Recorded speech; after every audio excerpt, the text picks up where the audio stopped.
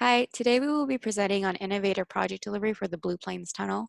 I'm Marleen Tipu, and my teammates are Gonzales and Tobul. The three of us are aspiring water engineers, and we chose this topic due to its emerging importance in the water industry and that it will become more and more critical to the success of our careers in the future. So what is project delivery?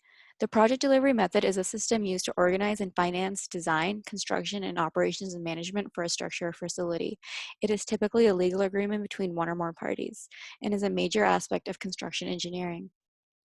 The case study we chose to look at was innovative project delivery for the Blue Plains Tunnel. The Blue Plains Tunnel project is a 24,000-foot long, 26-foot diameter CSO tunnel constructed in soft ground under and adjacent to the Potomac and Anacostia rivers. More than 1.4 million man-hours was spent in construction, and the completion of the first tunnel cost $319 million. The remarkable project delivery won the Tunnel Project of the Year in 2016. So what was so unique about this particular project delivery? DC Water had to comply with a consent decree to develop infrastructure that would stop river contamination from CSO spills while minimizing surface disruptions.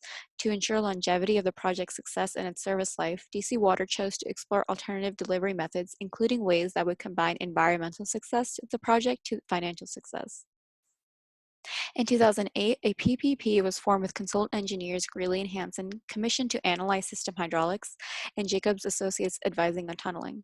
This resulted in the unification of the firms as DC Water Blue Plains Tunnel project managers, giving more control over the project's success as the tunnel's designers worked directly with hydraulic engineers. Each tunnel package was offered to 3 shortlisted teams for evaluation, weighted 65% on price and 35% on technical presentation. In an interview with Chris Allen, the project's construction manager and the deputy director of DC Water, they explained the approach they took and settled with for the project, a modified design build named Expedited Design Build. Driven by time savings and best value priorities, the owner stripped utility relocation from future contractors' responsibilities and fully designed hydraulic structures and transformers. In doing so, they limited the contractor's need for designing before beginning construction. By having the owners, DC Water, manage the bulk of designing, their needs were better met than a traditional DB model and allowed for earlier construction. Next. To reach better value goals, the RFQ and RFP processes were modified as well. The RFQ process isn't primarily concerned with the firm anymore, but focused more on the proposed personnel and their individual qualifications. With all prospective contractors, there's a 6-month collaboration period before RFP and bids are collected. Contractors are paid $475,000 during this period, and it is meant to get them familiarized with the project, which is another typical disadvantage with a traditional design build. The secondary goal of this period is to eliminate or reduce high outlier bids, bringing down the total cost of the project. Price proposals are accepted in a sealed envelope, and DC Water first evaluates and ranks the technical proposals before seeing the price as a means to limit the influence of the lowest bid. All this has resulted in better project quality and time saved. Next.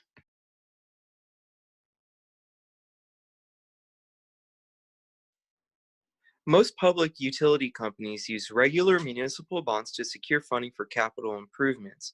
However, DC Water crafted a pay-for-success model to create financial incentives for the project to succeed while also spreading the risk of non-performance. In traditional pay-for-success contracts, the investor is liable to lose up to 100% of their investment, such that if the project does not perform up to agreed expectations, the investor can lose all of their money. DC Water worked together with the EPA and the primary investors, Goldman Sachs and the Calvert Foundation, to create an attractive bond that combines project success with financial gains and risks in order to demonstrate that investing in green projects can be profitable. Next.